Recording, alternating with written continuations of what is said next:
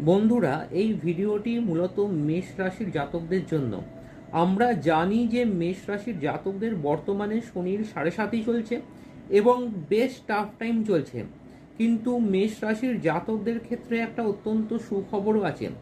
সেটি হচ্ছে মেষ রাশির সাপেক্ষে চতুর্থভাবে বৃহস্পতি গ্রহ তুঙ্গভাবে ট্রানজিট করতে চলেছে এবং সেই ডেটটি হচ্ছে 2 জুন 2026 এবং এর এফেক্ট থাকবে টিল অক্টোবর 2026 অবধি। আমরা জানি যে বৃহস্পতি গ্রহকে দেবগুরু বলা হয় এবং জ্ঞান ও প্রজ্ঞার কারক গ্রহ বলা হয়।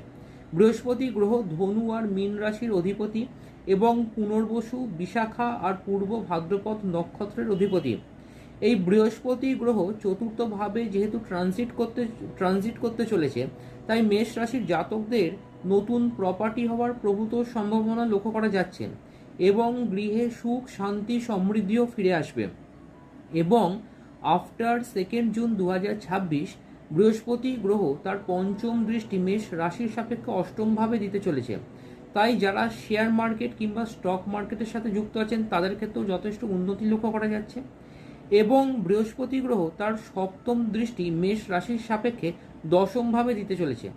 আমরা জানি যে দশম ভাব থেকে কর্ম জাজ করা হয় বা স্থায়ী কর্ম জাজ করা হয় বা যশ খ্যাতি প্রতিষ্ঠা জাজ করা হয়। তাই মেষ রাশির জাতকদের কর্মক্ষেত্রেও যথেষ্ট সফলতা লক্ষ্য করা যাচ্ছে আফটার 2 জুন 2026। এবং যারা ব্যাংকিং সেক্টর, ইন্স্যুরেন্স সেক্টর কিংবা টিচিং সেক্টরের সাথে যুক্ত আছেন তাদের ক্ষেত্রেও যথেষ্ট সফলতা লক্ষ্য করা যাচ্ছে। এবং যাদের দীর্ঘদিন ধরে কোনো প্রমোশন হয়নি তাদেরও কর্মক্ষেত্রে প্রমোশন লক্ষ্য করা যাচ্ছে। মেষ রাশির জাতকেরা যেটা করতে পারেন সেটি হচ্ছে একটি 5মুখী রুদ্রাক্ষ ধারণ করতে পারেন। তাহলে চার্টের যে খারাপ প্রভাব সেটা কমে যাবে এবং যেটা শুভ প্রভাব সেটা অনেকাংশে বেড়ে যাবে। এবং পারলে রোজ মা তারার এই গায়ত্রী মন্ত্রটি 5 মিনিট করে জপ করতে পারেন। মন্ত্রটি হচ্ছে ওম তারাওই বিদ্মহে মহগ্রাওই ধীমহি তন্ন দেবী প্রচোদয়াৎ। ওং ওং তারাওই বিদ্মহে মহগ্রাওই ধীমহি তন্ন দেবী প্রচোদয়াৎ। ওং।